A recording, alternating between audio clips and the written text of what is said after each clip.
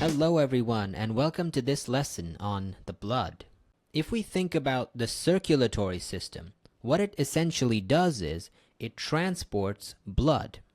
The reason for that is that it's the blood that can actually carry oxygen and nutrients to our cells and take waste products away. Around 5 liters of this blood is pumped out from the heart every minute. This blood then circulates around our body enclosed within these vessels, because of which our circulatory system is called a closed system. In each circuit that this blood completes, it has to pass through both the systemic circulation and the pulmonary circulation.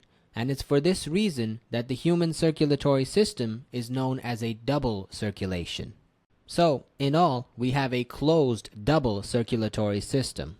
If you've ever seen blood, which I'm sure that most of you have, you'll have noticed that it appears red. This is because of a pigment within our red blood cells called hemoglobin, which gives these red blood cells their red color. We have a lot of these cells, which is why our blood appears red. In fact, out of all the types of cells in our blood, these are the most abundant. These red blood cells are also called erythrocytes, which simply means red cells. Erythro is Greek for red, and cytes simply means cells. Now, as we said, within the red blood cells is the hemoglobin, and it's the hemoglobin which gives these red blood cells their ability to carry oxygen.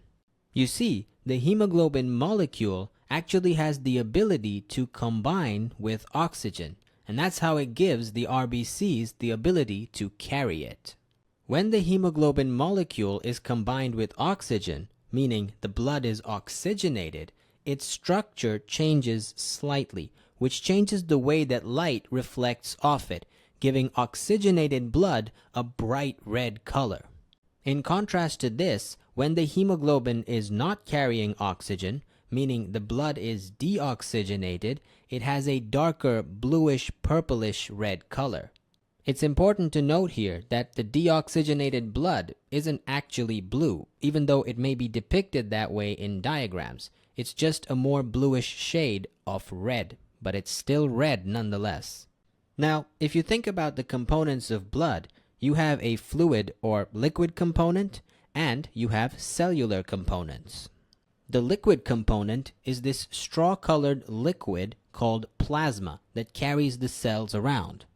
As for the cells themselves, you have the red blood cells, the white blood cells, and the platelets. Now, the platelets aren't exactly full cells, but rather small cell fragments that don't even have a nucleus. They do, however, have certain vesicles which can be released to play a role in blood clotting when needed. The red blood cells and white blood cells, on the other hand, are proper cells, and all three of these cell types are made in the person's bone marrow. Now, talking about the white blood cells, these are also known as the leukocytes, which simply means white cells. These cells, although much less abundant than the red blood cells, are very important nonetheless, particularly for our immune system to help us fight off infections.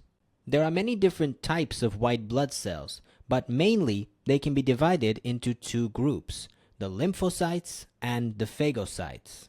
The lymphocytes tend to be smaller and have a large round nucleus with only a small amount of cytoplasm.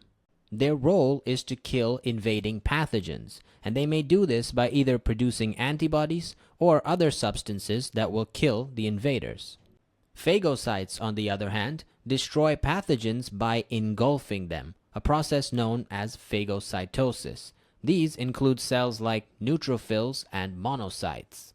The neutrophils are the most common type of phagocyte, and they're fairly easy to recognize under a microscope because they have lobed nuclei, usually with 3 to 5 lobes, and a granular cytoplasm. Monocytes, on the other hand, are large cells with a kidney or horseshoe-shaped nucleus, and they tend to have more cytoplasm compared to the lymphocytes. Unlike the neutrophils, the cytoplasm of these monocytes doesn't have those granules. So monocytes are considered agranulocytes because they don't have the granules. The neutrophils, because they have the granules, are considered granulocytes. Now, an interesting thing about the white blood cells is that they actually have the ability to leave the circulation and move to either the tissue spaces or the lymph nodes, for example, where they can play their role in immunity. The way they do this is by squeezing through the gaps in between the endothelial cells of the capillaries. So, if, for example, you have an infection in a particular tissue, the white blood cells can use the blood as essentially a mode of transportation to reach that tissue and then squeeze through the gaps in the capillaries to go and fight the infection. If it's the monocytes that migrate from the blood into a particular tissue in this way, then they become macrophages. We talk about this and the different roles of all the different types of immune cells in more detail in our lessons on immunity. Now, in contrast to the white blood cells, the red blood cells, once they enter the circulation, don't really leave it until they get damaged or get too old and need to be removed. As we mentioned, these cells are formed in the bone marrow, and initially, while they're still immature, they have a nucleus and many other organelles, but as they develop and mature, after a few days, they lose the nucleus along with many of their organelles. So, mature RBCs don't have a nucleus or organelles like mitochondria or the endoplasmic reticulum, for example. By getting rid of these organelles, the RBCs ensure that they have enough space to carry two essential components: the hemoglobin that we talked about earlier, which helps them to carry oxygen, and an enzyme called carbonic anhydrase, which we'll discuss in more detail in another lesson.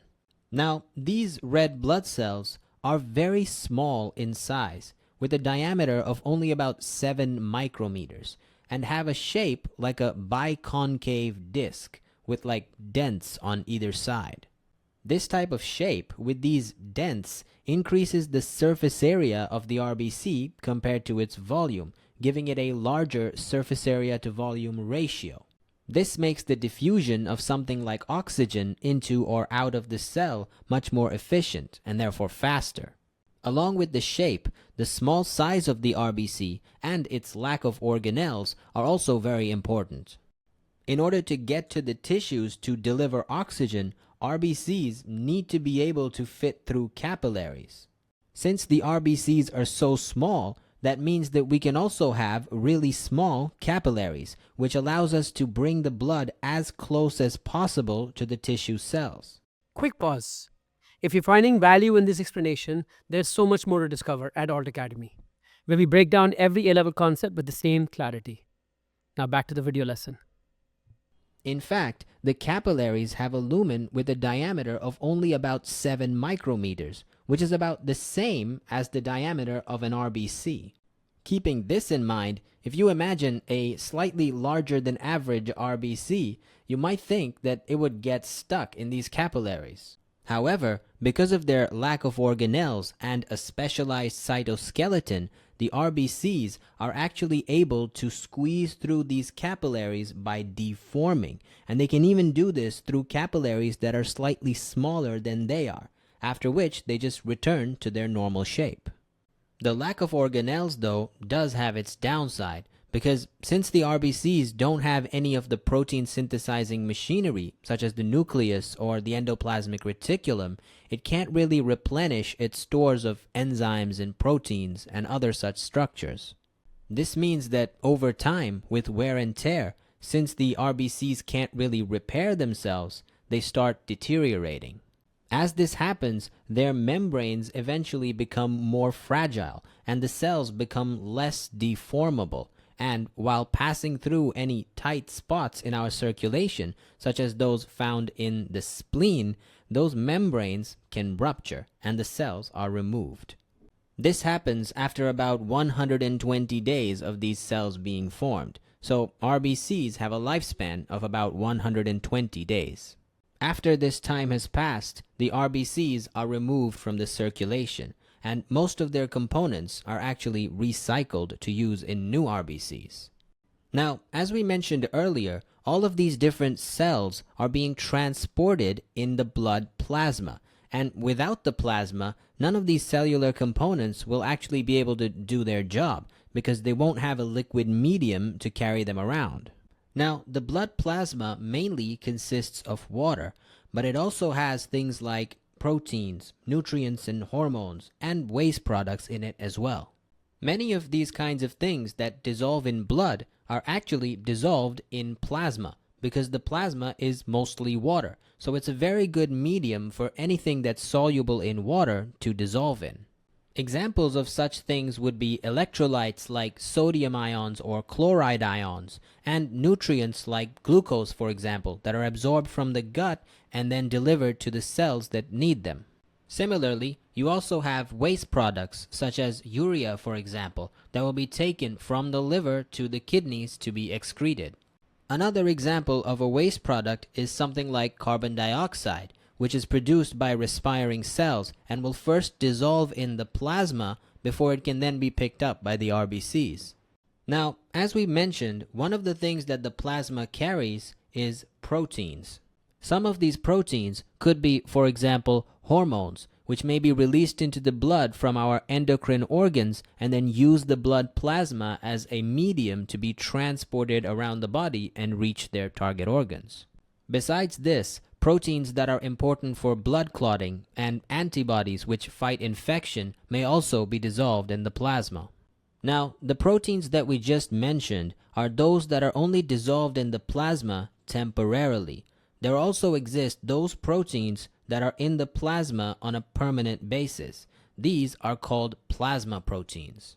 The most abundant of these plasma proteins is albumin. The thing about these proteins is that they attract water towards themselves. By doing this, they exert what is called the oncotic pressure, which helps to keep water inside the blood vessels and prevents too much water from leaking out from the capillaries. It's for this reason that the concentrations of these plasma proteins, especially albumin, is very strictly controlled. Too much or too little will lead to a disruption in the water balance of our body. Another reason this is important is that albumin actually plays an important role in transporting a number of different substances, so it's very important that we have the right amount of albumin. Now, if you look at the composition of blood, around 55% of it is the plasma, and 90% of that is water.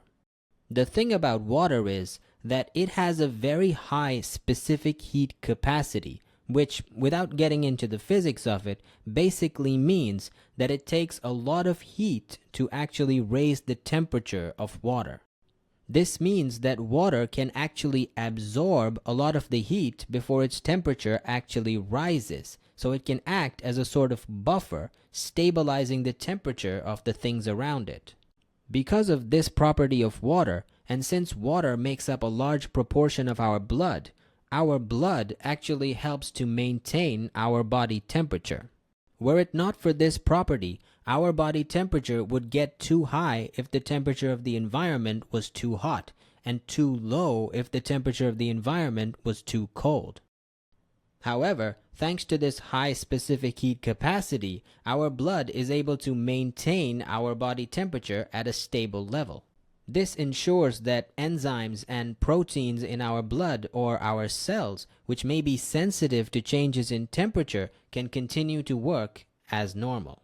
Alright, as a quick recap, our blood has its red color thanks to the hemoglobin in our red blood cells. The blood has a fluid component, which is the plasma, and cellular components, which are the RBCs, the white blood cells, and the platelets.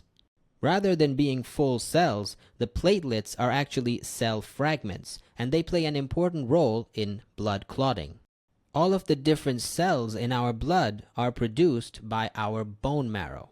The white blood cells can be divided into the lymphocytes and the phagocytes. These white blood cells can actually leave the circulation and enter the tissues or lymph nodes in order to perform their function. When red blood cells are immature, they have their organelles, including a nucleus, but as they mature, they lose them. This ensures that they have enough space for hemoglobin and carbonic anhydrase. These red blood cells are only 7 micrometers in diameter and have a biconcave disc shape. This gives them a high surface area to volume ratio for more efficient diffusion. These cells are also deformable, allowing them to squeeze through narrow capillaries. The lifespan of an RBC is only about 120 days, after which they are removed from circulation. All of these cellular components are carried around by a liquid medium called plasma, which is mostly water and contains many other dissolved substances. Among these substances are plasma proteins, which exert an oncotic pressure to ensure that too much water doesn't leak out from our capillaries. Finally, the water in our blood has a very high specific heat capacity, which helps it to keep our body temperature stable. And that brings us to the end of this lesson. I hope you found it useful, and I'll see you next time. Hey there! If you found this A-level biology lesson helpful, why don't you head over to altacademy.org and sign up for our full A-level biology course. In addition to biology, you could sign up for physics, chemistry, math, or 4 other A-level subjects. Thousands of students have already taken the leap. What are you waiting for? See you there.